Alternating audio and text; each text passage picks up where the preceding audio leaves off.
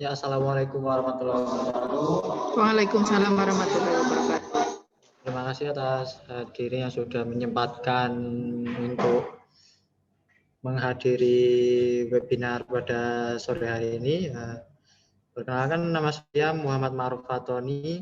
Saya selaku moderator pada webinar ini akan memperkenalkan ulang, yaitu yang pertama Ira Indriana sebagai ini, kemudian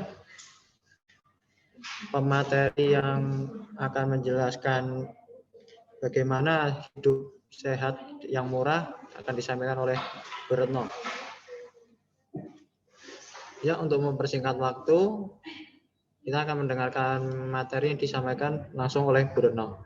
Waktu dan tempat saya persilakan Bu Retno.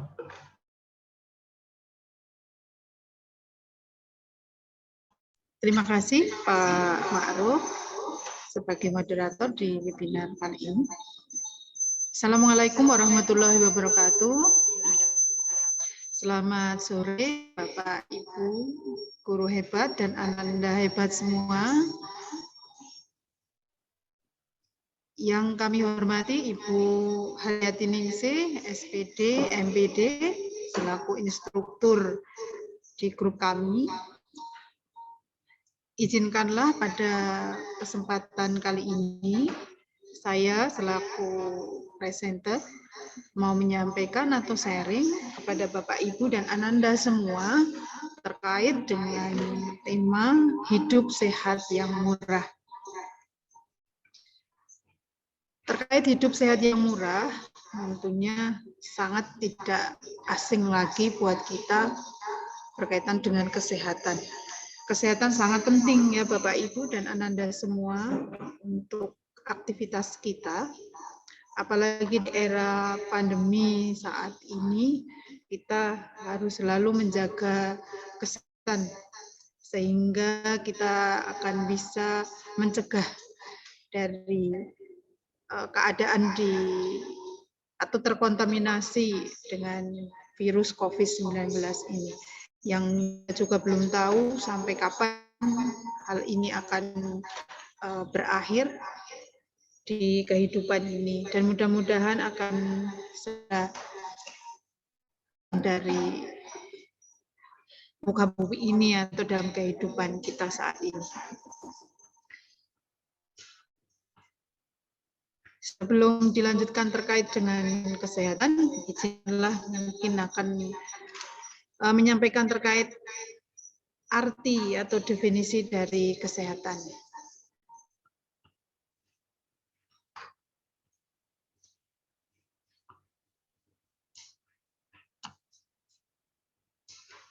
Mohon maaf sebentar Bapak Ibu. Oke. Ini sudah kelihatan dari layar.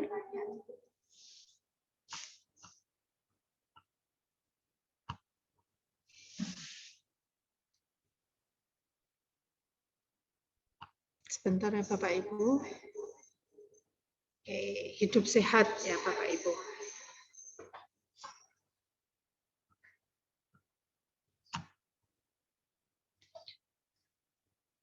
Menurut Undang-Undang Nomor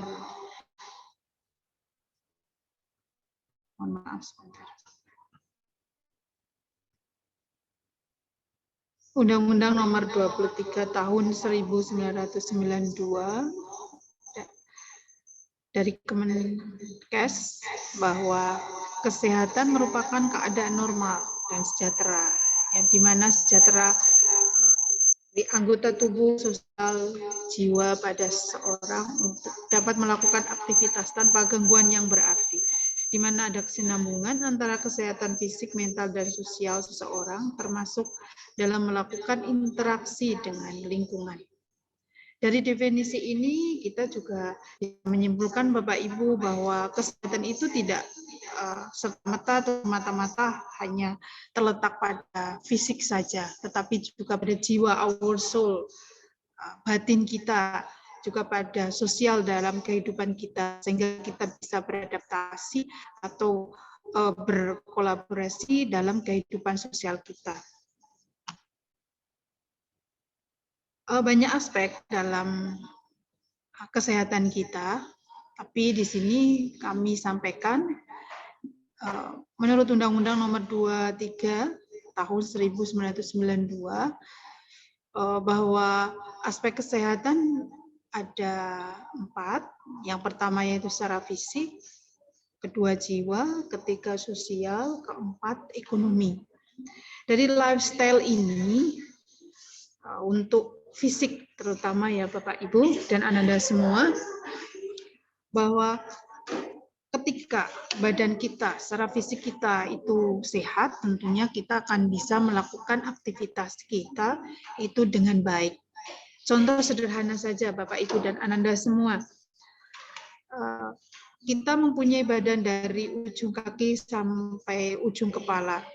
Tentunya semua mempunyai peran masing-masing yang memberikan sebuah movement dalam kehidupan kita. Contoh kecil, misalkan terkait dengan fisik kita. Dari bagian mulut, misalkan. Di bagian mulut kita ada gigi, ada gusi, ada lidah, dan lain sebagainya. Ketika di salah satu dari fisik kita, misal contoh gigi, tentunya ketika sakit gigi satu saja, ketika kita mau untuk makan, atau mungkin tersenyum atau tertawa, tentunya akan mengalami gangguan dan hambatan, suasana yang tidak nyaman, menjadikan kita sudah tidak mau makan, hilang rasa untuk makan, dan lain sebagainya. Itu contoh kecil dari fisik, belum lagi pada fisik-fisik yang lainnya. Misal kalau tangan kita itu sudah mengalami gangguan atau sakit, tentunya kita pegang benda atau barang-barang tertentu juga sudah mengalami kesulitan. Maka faktor aspek dari kesehatan fisik itu sangat penting untuk melakukan kegiatan kita sehari-hari. Yang kedua, aspek kesehatan secara jiwa atau soul. Mungkin kita bisa menyebutnya yaitu dengan mentality, kesehatan jiwa. Makanya mungkin kita sering menyebutkan dengan kesehatan jiwa dan raga. Di sini untuk jiwa Bapak Ibu dan Ananda semua, tentunya dalam jiwa kita mempunyai there are many kinds of feeling ya Bapak Ibu dan Ananda semua. Kita punya rasa bahagia, punya rasa senang, rasa tertarik, bahkan sebaliknya juga mempunyai rasa seperti bosan, marah, kecewa, mungkin bisa saja dendam, iri, dan lain sebagainya.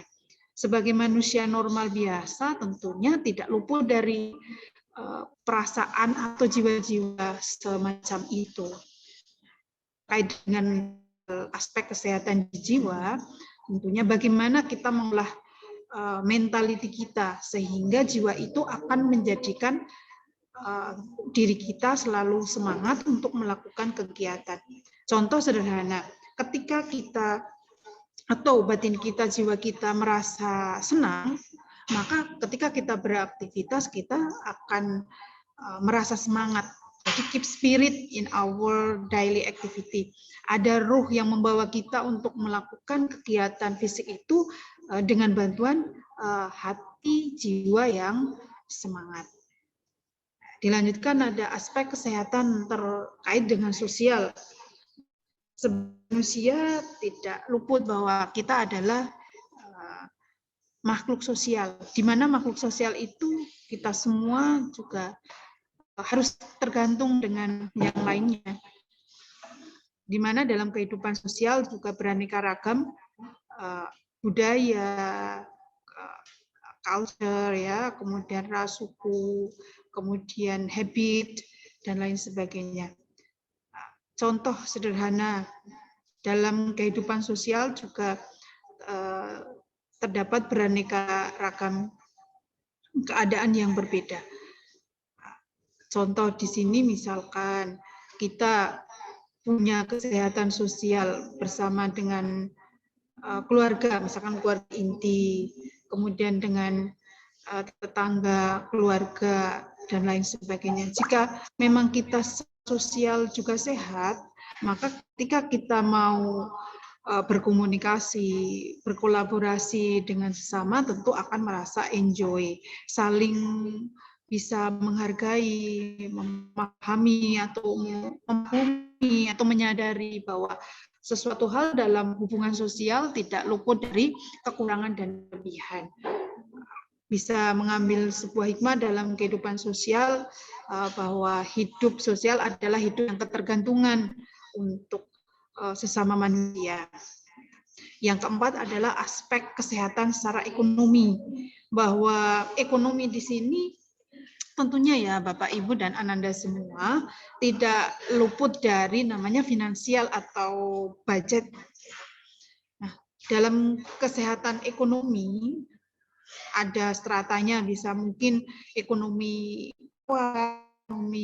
sedang atau menengah, atau bahkan ekonomi ketika mungkin kita menyadari posisi dari perekonomian diri kita, maka kita juga harus mampu menyeimbangkan atau mengatur pola hidup kita sehingga kita bisa menerapkan kesehatan secara ekonomi itu dengan baik. Contoh sederhana Bapak Ibu, dari faktor ekonomi, misal dalam satu hari atau mungkin dalam kehidupan sehari-hari kita untuk makan siang misalkan kita punya budget 10.000 ya Bapak Ibu, padahal kita harus makan siang nih, kita butuh makanan yang kenyang untuk diri kita.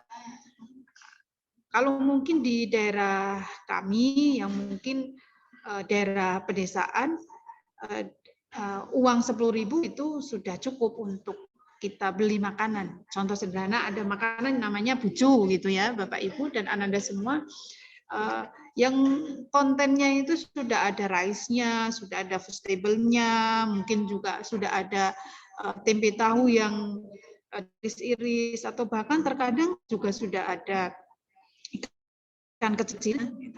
Jadi dari satu bungkus itu dengan harga kurang lebih 2.500 atau sampai 3.000 itu sudah cukup, sudah ada sayurannya, sudah ada lauknya, juga sudah mengenyangkan.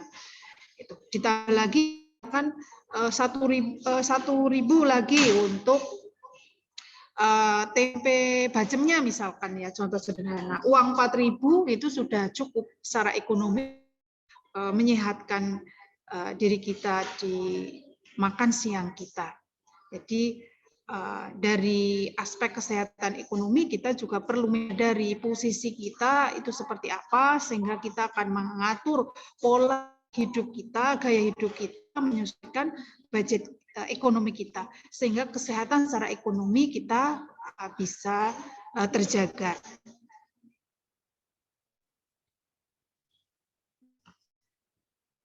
Oke, dari aspek kesehatan itu kita juga akan belajar terkait bagaimana sih cara menjaga kesehatan yang murah itu.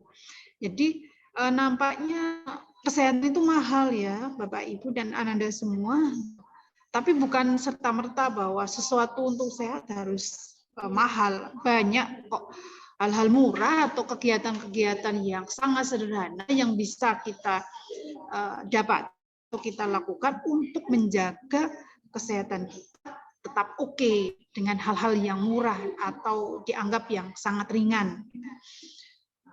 Ada beberapa cara untuk menjaga kesehatan. Yang pertama, bagaimana sih kita harus selalu menjaga kebersihan pribadi dan lingkungan.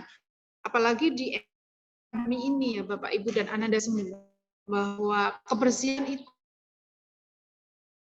utama yang harus selalu tetap jaga. Cuci tangan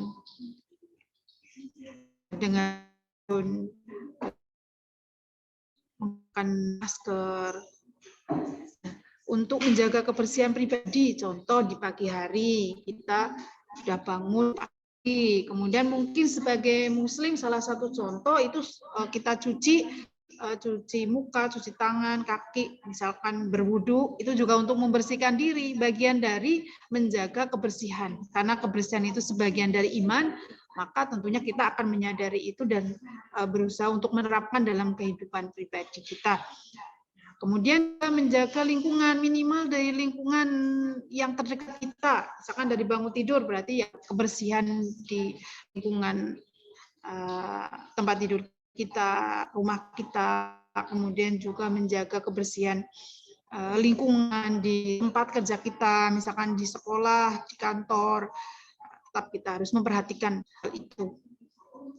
Berikutnya, cara untuk menjaga kesehatan yang mudah dan murah itu dengan consume the health food, ya, itu mengkonsumsi makanan yang sehat. Kalau yang sudah tidak asing buat kita, ya makanan sehat itu 4 sehat 5 sempurna. Kalau kita itu mampu dan bisa, tentunya minimal yang kita makan juga memilih makanan-makanan tidak hanya mengenyangkan di perut, itu karena hidup itu bukan untuk makan, tapi makan untuk hidup, ya Bapak Ibu. Sehingga kita juga harus pintar-pintarnya memilih makanan yang kandungan nutrisinya itu bagus untuk menyehatkan kita.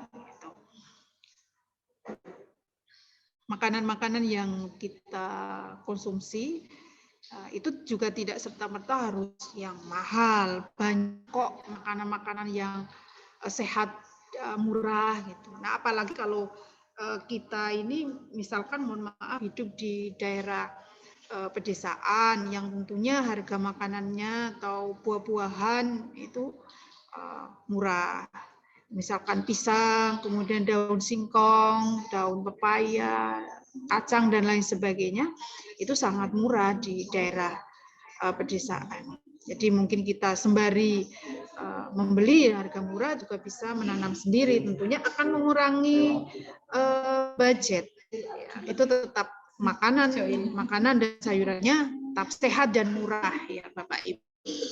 Kemudian dilanjutkan dengan cara untuk menjaga kesehatan itu dengan istirahat yang cukup tentunya Bapak Ibu. Istirahat yang cukup untuk kita 6 atau 8 jam kita istirahat, yaitu melepaskan kepenatan sehari itu dengan istirahat yang bagus, sehingga dengan istirahat itu akan menjaga imunitas kita, sehingga di pagi hari bangun dalam keadaan fresh lagi untuk beraktivitas di selanjutnya.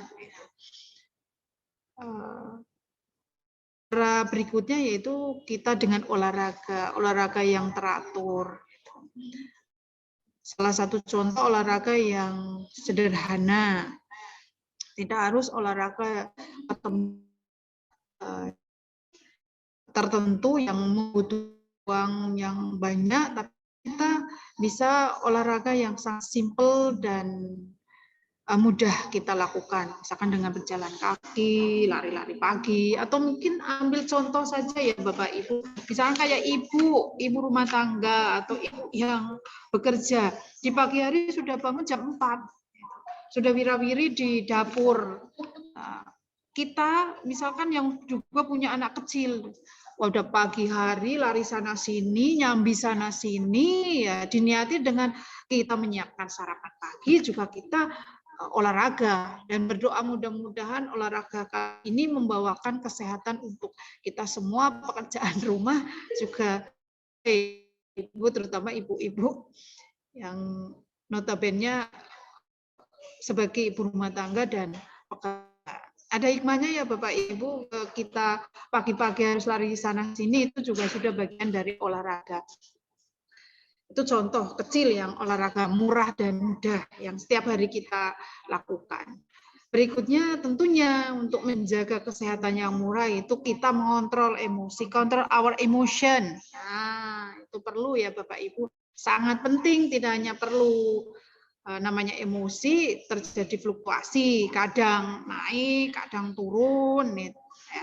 Alamiah, manusia normal biasa mengalami hal itu, kadang harus emosinya naik, marah dan lain sebagainya.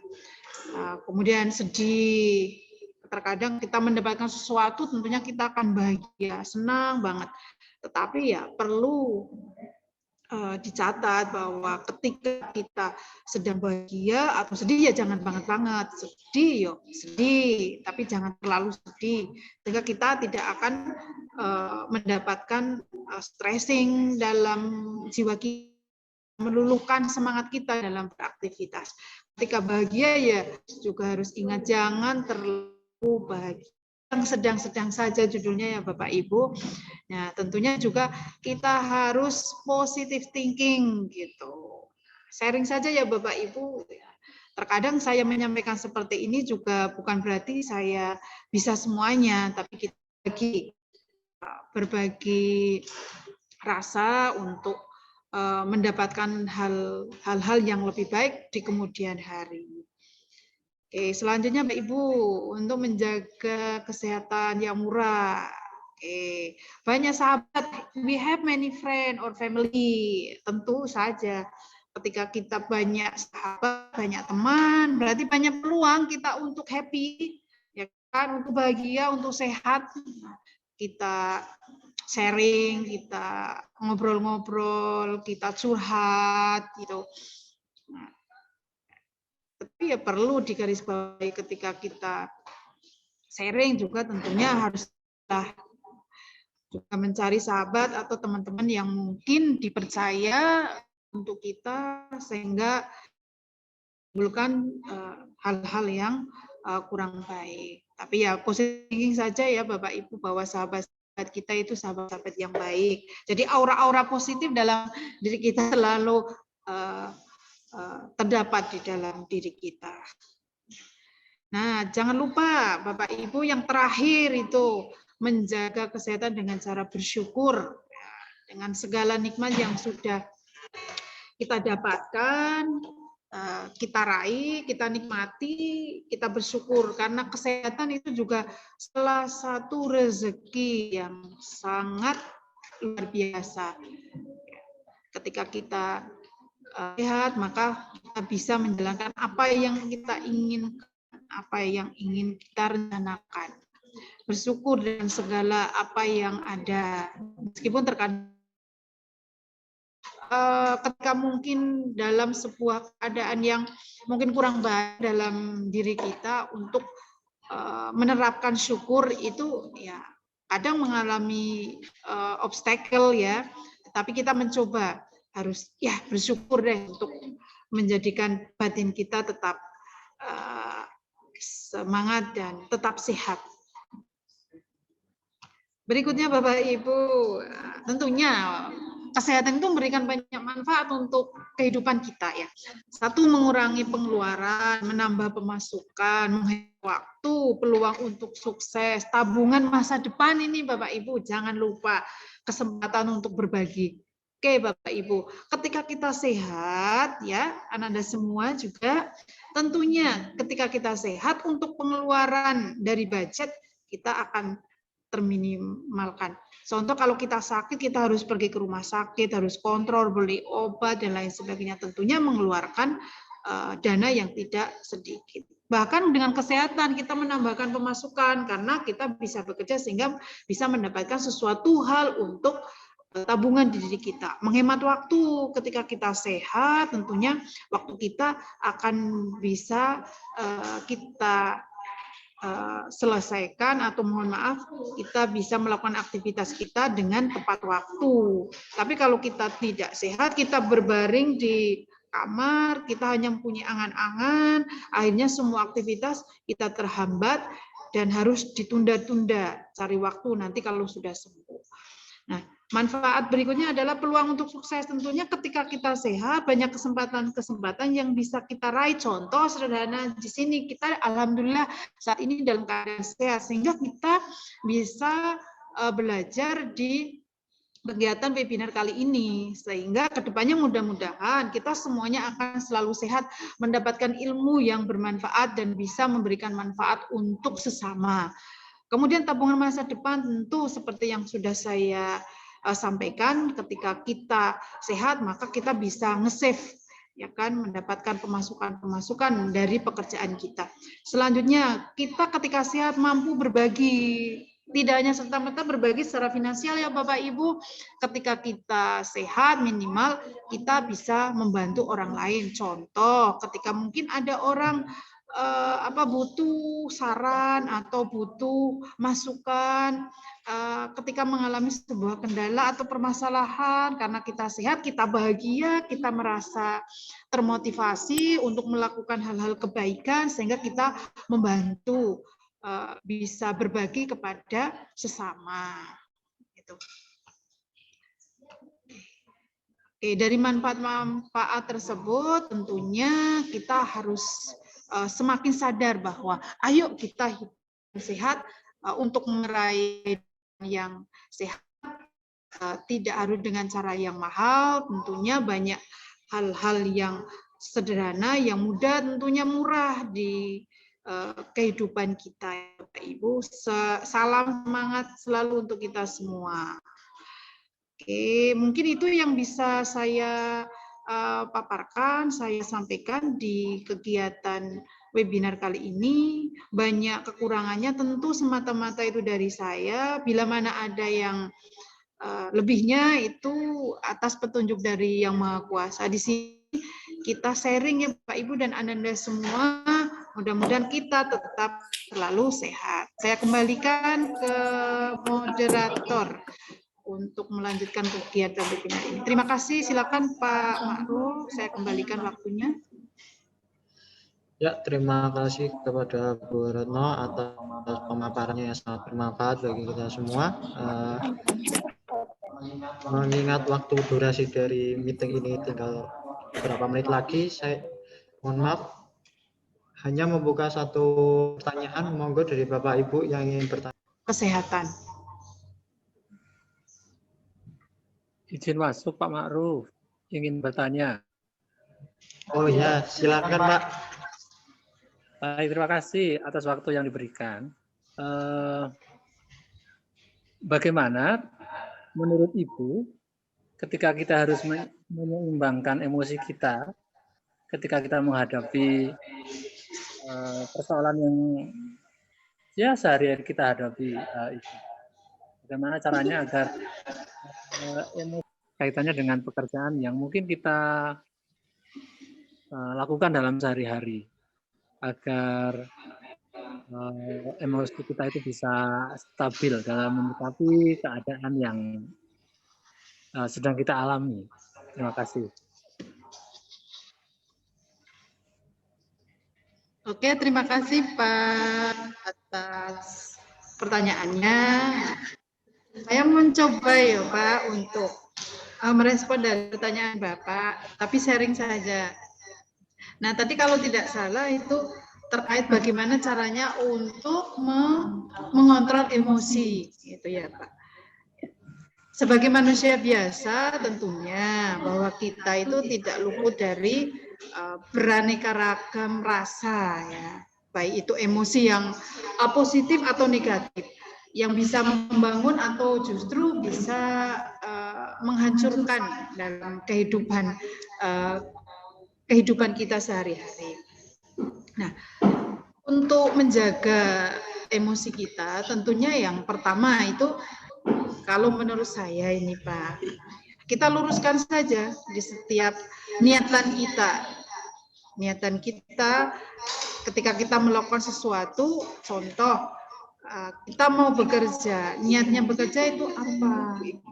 Ketika mungkin dalam pekerjaan kita mengalami beraneka ragam tantangan, hambatan, terkadang adanya benturan dengan bisa mungkin batin diri kita ataupun dengan rekan atau bahkan dengan yang lainnya, kita luruskan yang pertama niatan kita. Gitu. Niatan kita ketika melakukan ini adalah untuk salah satunya adalah untuk beribadah. Kemudian kedua untuk mencari nafkah.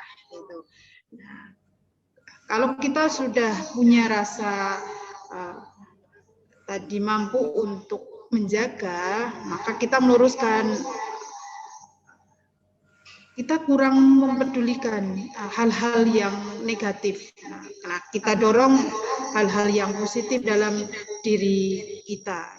Ya salah satunya yaitu tadi positive thinking Pak, untuk mengontrol, menjaga emosi kita. Kemudian selanjutnya adalah ya selalu bisa mengambil hikmah, karena setiap perjalanan hidup beraneka ragam kejadian, insya Allah juga memberikan hikmah dalam kehidupan kita. Ya, bukan berarti ketika saya nyampaikan ini saya selalu benar, tidak. Tapi minimal kita berproses untuk menjadikan kegiatan-kegiatan kita untuk lebih baik.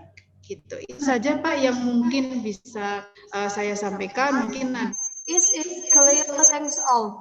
I hope this webinar will be useful for us. We are sorry if there is any mistake during our presentation. Thank you so much. We close our meeting today. Wassalamualaikum warahmatullahi wabarakatuh.